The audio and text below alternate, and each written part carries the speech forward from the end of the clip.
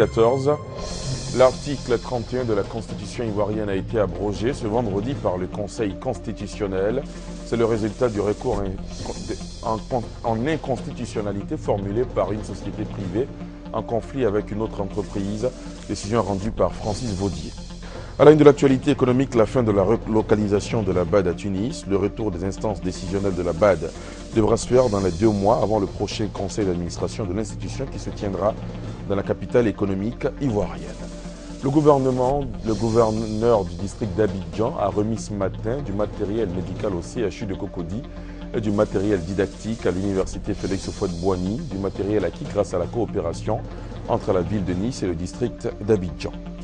Et puis, les chefs d'État et de gouvernement des 54 pays de l'Union africaine réunis en Guinée équatoriale ont fait le bilan de leur politique agricole élaborée il y a 10 ans. Le sommet de Malabo ouvert hier a pour thème l'agriculture et la sécurité alimentaire en Afrique.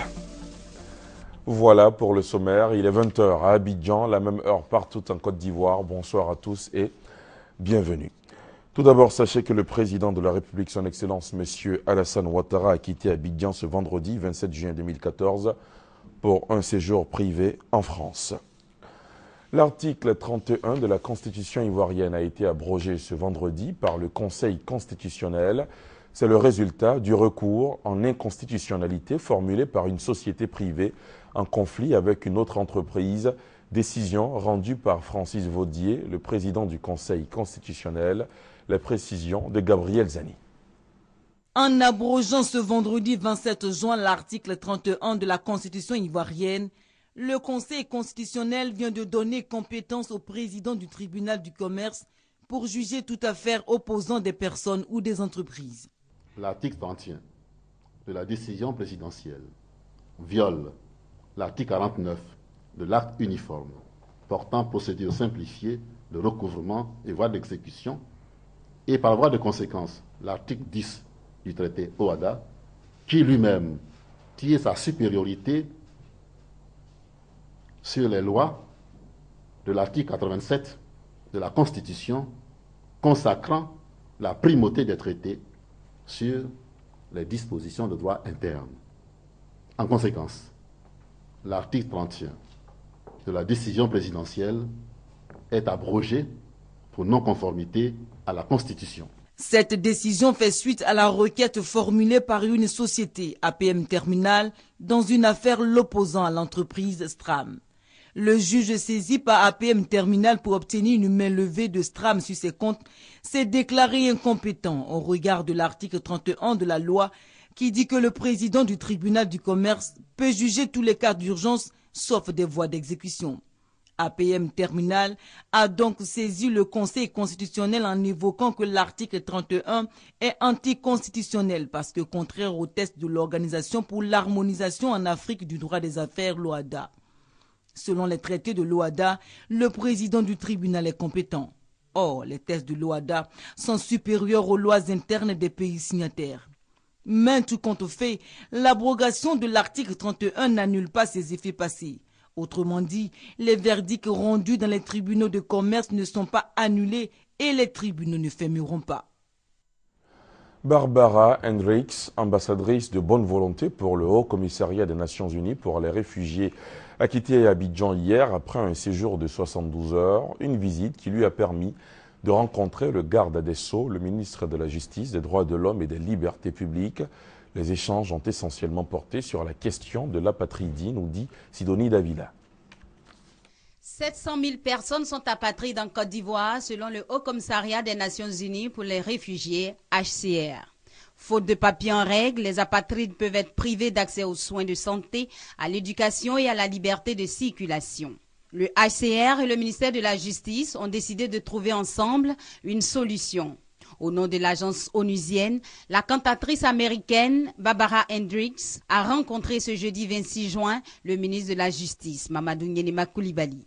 Moi, j'avais visité l'orphelinat des enfants qui n'ont pas de nationalité, qui vont avoir une nationalité à cause des lois et des changements des lois qu'il fait ici, mais aussi le fait que le gouvernement avait signé et ratifié les deux conventions sur l'apatridie de l'ONU est vraiment quelque chose de très positif et qui nous aide, nous, au HCR. Moi, je vois la Côte d'Ivoire comme une lumière qui montre le chemin pour trouver une solution. Barbara Hendricks, première ambassadrice de bonne volonté du HCR, s'est rendue dans quelques localités ivoiriennes pour discuter avec les personnes touchées par l'apatridie.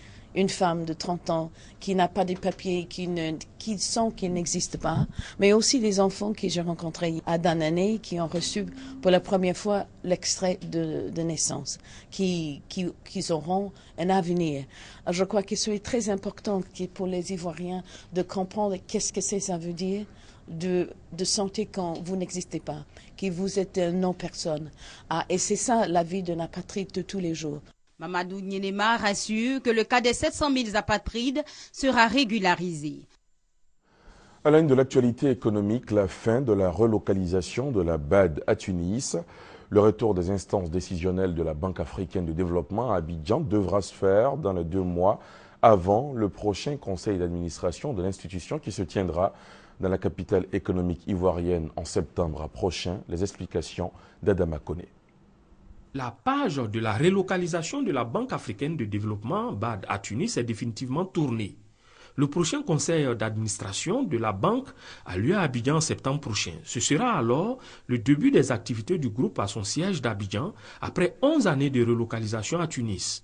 Le jeudi 26 juin, le conseil d'administration a fait ses adieux au gouvernement tunisien avant de tenir sa dernière réunion à l'agence temporaire de relocalisation. Désormais, les membres du conseil ont 2 mois pour prendre fonction à Abidjan.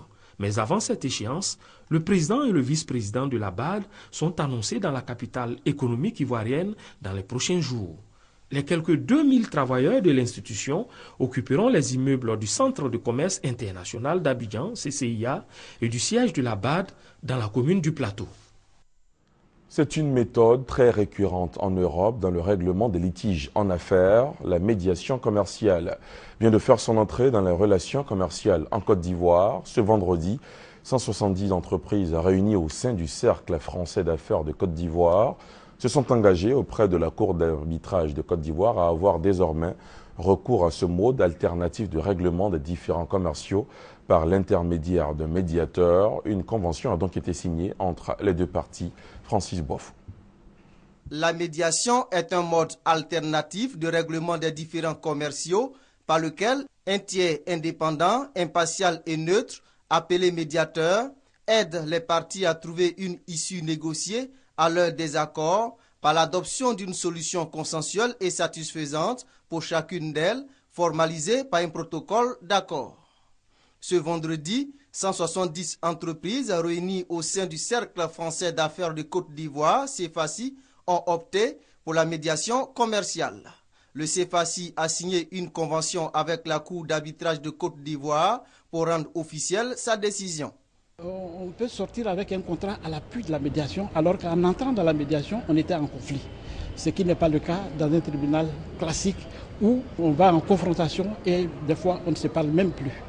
Alors la médiation commerciale permet un règlement rapide des litiges commerciaux à des tarifs qui sont encore à la portée des petites et des moyennes entreprises, que serait un règlement du litige par la voie des tribunaux. En plus de la Cour d'arbitrage, les entreprises, membres du Cercle français d'affaires de Côte d'Ivoire, peuvent toujours avoir recours aux tribunaux classiques pour le règlement des litiges d'affaires. Mais la voie de la médiation commerciale reste privilégiée. Ces entreprises peuvent saisir la Cour d'arbitrage avant ou après la survenance du différend. À ce jour, sur 7 dossiers réceptionnés par la Cour d'arbitrage de Côte d'Ivoire, 3 ont été clôturés. L'Institut ivoirien de l'entreprise INIE a lancé hier le processus de sélection des promoteurs, une étape importante dans la mise en œuvre du programme national visant à renforcer les petites et moyennes entreprises dans les régions et districts du pays. Le lancement a eu lieu au Plateau. Patrice Kouakou, Jean-Jacques Ouaméala. Cette cérémonie présente le nouveau mécanisme de création des petites et moyennes entreprises PME de façon sécurisée mise au point par l'Institut ivoirien de l'entreprise INIE. Son avantage est de faire connaître le processus de sélection des promoteurs des petites et moyennes entreprises en réseau. Les différents intervenants ont montré au public comment l'INUE compte identifier le bon promoteur. À partir de 5 filières, la mise en œuvre de ce nouveau programme de l'INUE à l'échelle des régions et districts autonomes est dénommé Programme national d'amorçage, de densification du tissu des PME de Côte d'Ivoire. Ce programme va doter les 31 régions et 2 districts autonomes de la Côte d'Ivoire de 165 petites et moyennes entreprises sur l'ensemble du territoire national. Ce projet va permettre de créer environ 6 000 emplois directs sur toute l'étendue de la Côte d'Ivoire. Les experts de la Banque mondiale ont rendu public aujourd'hui, au cours d'une cérémonie, leur rapport sur l'emploi des jeunes en Afrique subsaharienne. Elle a eu lieu ici à Abidjan, suivie par 4 autres pays par visioconférence. Le secteur agricole, l'adéquation entre la formation et l'emploi, ainsi que l'instauration de partenariats publics-privés ont été mis en exergue. Les experts sont tous d'accord sur un fait. L'éducation détermine en grande partie les opportunités d'emploi. Les conclusions de l'étude des experts de la Banque mondiale sur l'emploi des jeunes en Afrique subsaharienne, présentée ce vendredi, indiquent qu'entre 2015 et 2035, il y aura chaque année 500 000 jeunes de 15 ans de plus que l'année précédente. Une importante population pour laquelle des politiques hardies d'insertion doivent être élaborées. Il est important que l'État s'assure que ce soit des politiques éducatives de qualité qui sont pertinentes et qui permettent d'équiper les jeunes avec les compétences qui les rendent employables ou capables de créer leur propre emploi. La deuxième chose, c'est l'amélioration du climat des affaires. Et le secteur privé est le moteur de la croissance économique. C'est le secteur privé qui crée des emplois. Le troisième élément, la population croît de manière très forte. Évidemment, par conséquent, il y a toujours une demande très forte sur le marché du travail. L'adéquation entre la formation et l'emploi reste une préoccupation pour l'ensemble des pays concernés. En Côte d'Ivoire, les autorités veulent y apporter des solutions. J'attends donc que les partenaires techniques et financiers appuient le ministre de l'Enseignement supérieur à faire en sorte qu'à l'enseignement supérieur, nous ayons une formation de qualité, adaptée au marché de l'emploi national, régional et pourquoi pas mondial. La création d'entreprises à haute intensité de main-d'œuvre, l'élargissement des marchés régionaux, l'augmentation de l'accès au crédit et l'amélioration de l'environnement des affaires sont entre autres solutions envisagées par les experts. Une grande firme exerçant dans le domaine de la téléphonie mobile et la fourniture d'Internet vient de faire une importante communication ce vendredi. Il en ressort que d'ici à 2019, l'Afrique subsaharienne va compter quelques 930 millions d'abonnements mobiles et 710 millions d'abonnements haut débit. Ces chiffres témoignent du dynamisme de ce secteur dans les pays au sud du Sahara. Selon le rapport mis à la disposition du grand public ce vendredi par l'un des leaders mondiaux des technologies et services de technologie de communication, d'ici à 2019, l'Afrique subsaharienne va compter 930 millions d'abonnements mobiles et 710 millions d'abonnements haut débit, une évolution rendue possible grâce au développement des smartphones. Quand j'étais en Asie, avant de venir habiter en Afrique, j'ai vu la croissance des données et comment toute la société a changé. Je m'attends à la voir ici. Et c'est pour ça que je suis ici, parce que ça donne un grand plaisir de participer à ce voyage. Le rapport montre par ailleurs que 70% d'utilisateurs dans plusieurs pays africains au sud du Sahara naviguent de leur portable, tandis que 6% seulement utilisent leurs ordinateurs. Ce rapport donne la confirmation de ce que les TIC sont aujourd'hui le moteur de développement de l'ensemble des activités économiques et que c'est seulement et essentiellement à travers les TIC que l'espoir est porté. Les tendances qui nous ont été données sont particulièrement élogieuses sur le devenir des TIC et des télécommunications. L'on reconnaît que les TIC ont contribué à la croissance de nombreuses industries en Afrique subsaharienne. D'ici à 2019, les abonnements mobiles en Afrique subsaharienne seront de type 3G ou 4G. L'ambassadeur du Japon en Côte d'Ivoire a effectué aujourd'hui une visite à l'Académie régionale des sciences et techniques de la mer. Inoue Suzumu est allé s'enquérir des conditions de fonctionnement de cet institut de formation maritime afin de lui apporter éventuellement le soutien de son pays. La Côte d'Ivoire, dans sa politique de renforcement de la sécurité contre la piraterie maritime, a décidé de la création d'un établissement dénommé Collège de l'action de l'État en mer. Cette école à caractère sous-régional devra former les cadres ivoiriens et africains à la sécurisation de l'espace maritime. Elle viendra appuyer les actions de l'Académie régionale des sciences et techniques de la mer ARSTM, une académie qui rencontre d'énormes difficultés. L'État de Côte d'Ivoire a un projet, n'est-ce pas, de construire une institution qu'on appelle le Collège de l'action de l'État en mer. Nous avons besoin d'appui institutionnel, d'appui technique, d'appui financier. Et donc c'est pour ça qu'aujourd'hui, nous avons fait appel au Japon. Le projet est salué par l'ambassadeur du Japon qui entend apporter son soutien, comme ce fut le cas pour la RSTM il y a 25 ans. Je crois que c'est un projet très important pour la sécurité maritime. Alors, en tant que le Japon, c'est un pays maritime également, nous devons faire tous nos efforts pour avoir le soutien pour la réalisation de ce projet. Depuis sa création en 1987, l'Académie régionale des sciences et techniques de la mer a formé plus de 7000 étudiants, dont de nombreux cadres ivoiriens. En bref, sachez que les épreuves orales du baccalauréat 2014 ont pris fin. Les épreuves écrites, elles, démarrent le lundi 30 juin prochain. En bref, toujours un mot de religion avec le jeûne musulman qui pourrait démarrer demain samedi sur l'ensemble du territoire ivoirien. Le début du jeûne du Ramadan dépendra bien sûr de l'apparition ou non de la lune ce soir. Les heures qui suivent nous situeront. Et justement, un prélude au mois de Ramadan qui pointe donc à l'horizon, les fidèles musulmans de Kong, dans le nord du pays, veillent sur leur état de santé. Une vaste opération de bilan de santé a été initiée dans la ville. Kader Sogodogo. Le jeûne est le 5e pilier de l'islam. Sa pratique requiert une bonne santé.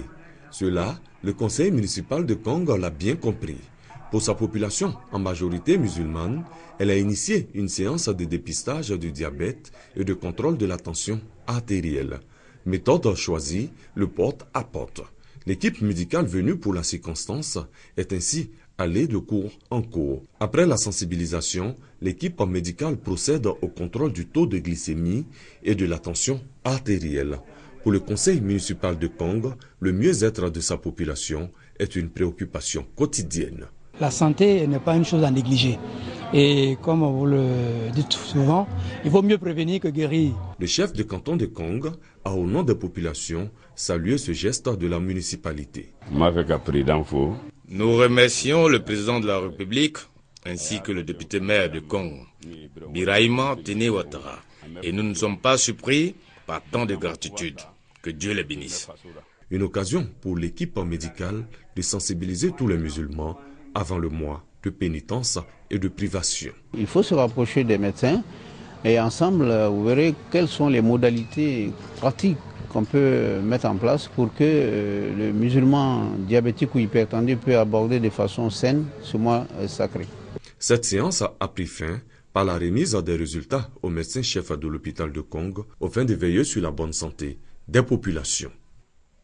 Dans le cadre de la vaste opération de drainage d'eau de ruissellement dans le district d'Abidjan, les sites à risque d'inondation dans la commune de Cocody ont été visités ce vendredi. Le ministre de la Construction, du Logement, de l'Assainissement et de l'Urbanisme, Mamadou Sanogo, s'est rendu dans des quartiers sinistrés. Il promet passer à la démolition des installations sur les caniveaux, empêchant les eaux de pluie de circuler normalement. Doigt des lasers. Agou Leao habite la cité Terre d'Afrique dans la commune de Cocody. Depuis le début de la saison pluvieuse, chaque jour, il passe des nuits blanches. Son habitation est régulièrement inondée à cause des eaux de ruissellement en provenance de la Palmeraie, un autre quartier de Cocody, durement frappé par les effets des pluies diluviennes. Il n'y a pas de caniveau depuis que nous sommes arrivés ici. Quand il pleut souvent, aller au travail même c'est dur. Ça nous met mal à l'aise. Ça vient avec le sable et ça rentre même partout dans les maisons. Dans le prolongement de la cité Terre d'Afrique, une autre cité appelée la Verdoyante. Ce quartier souffre également des eaux de ruissellement, la cause toujours liée au manque de canalisation et mieux au caniveau bouché et même inexistant. Chacun est conscient, quand il vient bâtir une maison, il doit prendre ses responsabilités pour respecter les règles en vigueur. Là où les règles n'ont pas été respectées, nous on ne s'opposera pas à ce que les travaux d'aménagement soient faits pour le bien de la majorité des résidents. La situation devient inquiétante à chaque goutte de pluie. Le ministre de la Construction, du Logement, de l'Assainissement et de l'Urbanisme, Mamadou Sanogo, en visite terrain sur les lieux, entend mettre fin à l'anarchie dans cette cité. Ici, le site est devenu finalement une sorte de cuvette, parce qu'en aval, il nous revient que même là-bas aussi, il y a eu des bâtiments qui ont été construits sur le passage des eaux. Et nous ferons en sorte qu'à l'avenir, ces situations n'arrivent plus. Les spécialistes qui sont ici trouveront les solutions idoines au problème en tout cas qui est posé spécifiquement à ce quartier. Depuis le mercredi 25 juin, le gouvernement ivoirien a décidé la démolition de toute installation sur les passages d'eau afin de réaliser un drainage efficace dans le district d'Abidjan. Objectif, circonscrire les dégâts liés aux inondations dans les quartiers des communes d'Abidjan. À quel niveau de mise en œuvre sommes-nous pour ce qui est du plan d'action d'évacuation du parc national du Mont Péko? Pour répondre à cette interrogation, plusieurs ministères et des ambassadeurs accrédités en Côte d'Ivoire se sont réunis aujourd'hui au ministère d'État, ministère de l'Intérieur et de la Sécurité. 27 000 vivants dans cette zone seront bientôt délocalisés. L'opération d'évacuation va coûter à l'État et aux partenaires financiers un peu plus de 1,4 milliard de francs CFA. Ben Touré, Hugues Veblé. Vivant depuis près de 12 ans dans la forêt du Mont Péko, dans la région du Guémont, 27 000 personnes seront bientôt évacuées. Ce sera dans le cadre du plan d'action d'évacuation du parc national du Mont Péko. Un plan chiffré à plus de 1,4 milliard de francs CFA. Réunis avec les ambassadeurs, le ministre d'État, ministre de la Sécurité, le ministre chargé de la Défense et celui de la famille, de la femme et de l'enfant ont pu apprécier la mise en œuvre de ce programme qui s'achèvera au mois de novembre. Ce plan a démarré par une phase de sensibilisation et de reprofilage. Et ce plan va continuer avec les phases de préparation de l'évacuation et de l'évacuation proprement dit dans les mois de juillet et août. Composé majoritairement de Burkinabés, les 27 000 personnes à évacuer ne seront pas laissées pour compte. Le plan prévoit que pour une bonne partie, ces personnes repartent dans leur pays d'origine et pour l'autre partie, des sites seront aménagés pour leur prise en charge sur le territoire ivoirien. Parce qu'il y a des Ivoiriens également dans ce parc. Il y a plus de 90% de personnes d'origine du Burkina Faso. Nous avons travaillé avec les autorités burkinabées sur ces questions. Elles sont en tout cas en phase avec nous. Le président du conseil régional du Guémont a traduit sa reconnaissance au chef de l'État pour cette décision courageuse. Il dit prendre son bâton de pèlerin pour la réussite de l'opération. Le gouverneur du district d'Abidjan a remis ce matin du matériel médical au CHU de Cocody et du matériel didactique à l'université Félix Houphouët-Boigny d'Abidjan. Vous aurez les images d'ici à la fin de cette édition. La Côte d'Ivoire veut être autosuffisante en riz. Pour cela, l'État se donne les moyens. L'Office national pour le développement du riz, ONDR, a mis une stratégie qui couvre la période 2012-2020. L'objectif est d'atteindre 2 millions de tonnes par an avant 2016. Une mission conduite par son directeur général a sillonné plusieurs localités du pays pour expliquer aux acteurs de la filière cette stratégie. Hassan Kane, Kader Sogodogo. Entre 2011 et 2013, la production de riz en Côte d'Ivoire est passée de près de 600 000 tonnes à 1 200 000 tonnes par an. Conséquence, les importations en riz ont baissé de 35% l'année dernière. C'est le fruit de la stratégie nationale de développement du riz initiée par l'ONDR depuis 2012. Si les riziculteurs ivoiriens maintiennent le cap, on pourrait passer à 2 millions de tonnes de riz en 2016. Une stratégie qui vise à offrir aux consommateurs du riz de qualité et à moindre coût d'une part et à un prix rémunérateur aux producteurs d'autre part. Une mission de l'ONDR pilotée par son directeur général Dambélé Yacouba a sillonné des zones de production telles que Yamoussoukro, Fekese-Dougou, Korogo, Bundiali et Bouaké. Cela pour expliquer aux acteurs de la filière la nouvelle politique de l'État en ce qui concerne le riz. Une politique basée sur un nouveau type de contrat entre tous les acteurs. Dans cette relation contractuelle, le producteur s'engage à livrer sa production de paddy à une usine. L'usinier s'engage à mettre en place au niveau des producteurs ses besoins de semences, d'engrais et d'herbicides. Et cette relation contractuelle comprend aussi le grossiste. Ensuite, vous avez le banquier qui va se mettre dans la danse. Tout ce monde-là sera en relation et il y a une interdépendance qui fait que c'est un groupe qui va travailler pour satisfaire les besoins de chacune des parties. L'ONDR a subdivisé le territoire national en 48 pôles de développement répartis sur 10 zones de production. Avant 2015, l'État va construire 60 unités de transformation de riz d'une capacité de 10 000 tonnes par an chacune et 30 autres usines de 25 000 tonnes l'an pour chacune dans les différentes zones. La stratégie nationale de développement du riz va coûter chaque année 1,2 milliard de francs CFA. L'apport des opérateurs privés s'avère donc nécessaire. Je vous l'annonçais, le gouverneur du district d'Abidjan a remis ce matin du matériel médical au CHU de Cocody et du matériel didactique à l'université Félix Houphouët-Boigny, du matériel acquis grâce à la coopération entre la ville de Nice et le district d'Abidjan par Gassoro Kone, Franck Quadio. Un vidéoprojecteur, des médicaments de première nécessité composés d'antibiotiques et d'anti-inflammatoires. Ce sont entre autres les dons faits par le gouverneur du district d'Abidjan à l'université Félix Houphouët-Boigny et au centre hospitalier universitaire de Cocody. Un geste pour appuyer les actions sociales du gouvernement ivoirien en faveur des populations. Je voudrais saisir l'opportunité pour remercier le chef de l'État d'avoir favorisé nos rapports avec Nice. Sa volonté est de contribuer à faire en sorte que notre coopération soit active, pragmatique et donne des résultats palpables. Ces dons sont les fruits d'une coopération bilatérale entre la Côte d'Ivoire et la ville de Nice.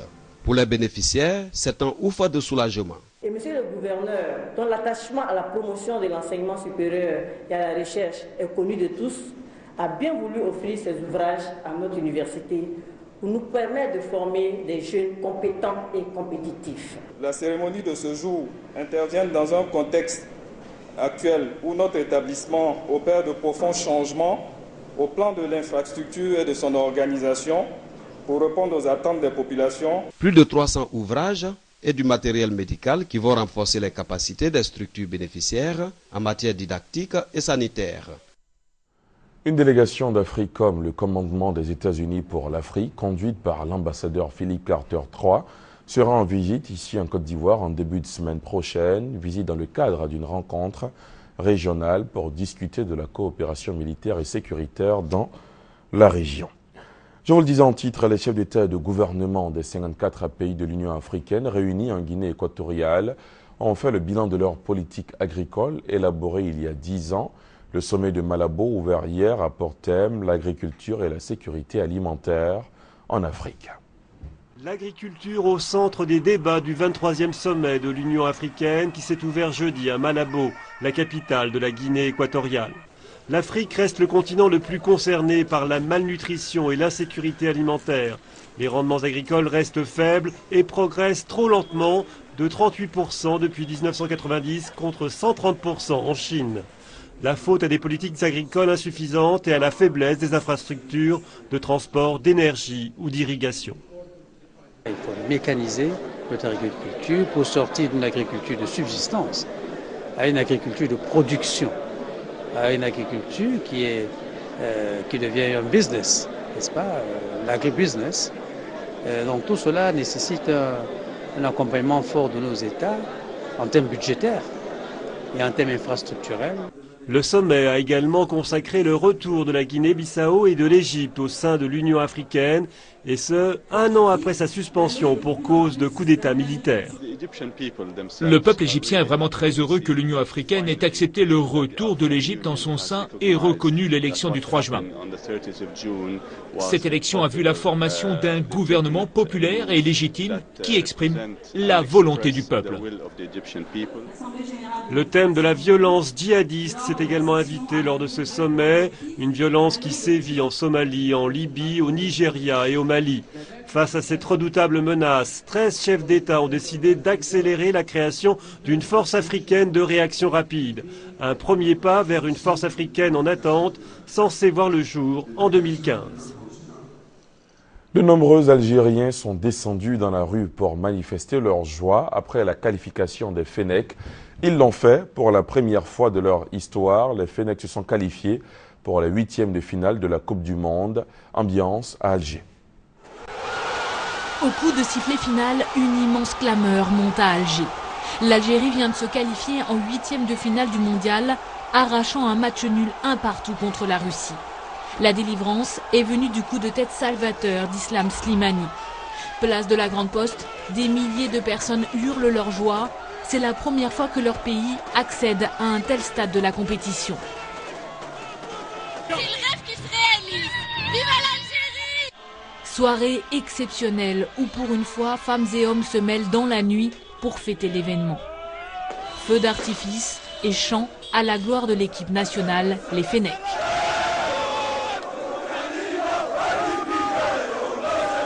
À l'autre bout de la planète, les voici les héros, ramenés tard dans la nuit à leur hôtel, sous les vivas des supporters algériens venus soutenir leur équipe jusqu'au Brésil.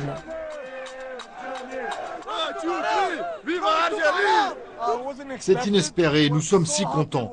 C'est la première fois qu'on atteint un tel niveau, incroyable. Ils ont vraiment bien joué. Ivres de bonheur, les Algériens veulent maintenant prendre leur revanche sur l'Allemagne en 8e de finale. À la Coupe du Monde en Espagne en 1982, l'Allemagne leur avait fait manquer la qualification grâce à une entente avec l'Autriche. En Espagne, ils nous ont volé, mais là, l'Algérie, elle est revenue, puis elle a prouvé au monde qu'on est un pays de foot. Quel que soit le résultat, l'Algérie tout entière et la diaspora sont déjà très fiers du résultat de leur équipe. En France, toute la nuit, concerts de klaxons et drapeaux déployés à Paris et dans plusieurs villes de province. Une fête ternie par des incidents à Marseille, Lyon ou dans la capitale, échauffourées, voitures brûlées, heurts avec les forces de l'ordre. La police a procédé à 74 interpellations. Pour terminer, je rappelle que l'article 31 de la Constitution ivoirienne a été abrogé ce vendredi par le Conseil constitutionnel. C'est le résultat du recours en inconstitutionnalité formulé par une société privée en conflit avec une autre entreprise. C'est la fin de ce journal. Merci de l'avoir suivi. Je vous souhaite de passer une excellente soirée sur la chaîne qui rassemble. Dans les heures qui suivent, le Conseil supérieur des imams en Côte d'Ivoire nous situera sur le début du mois du Ramadan. Bonne soirée.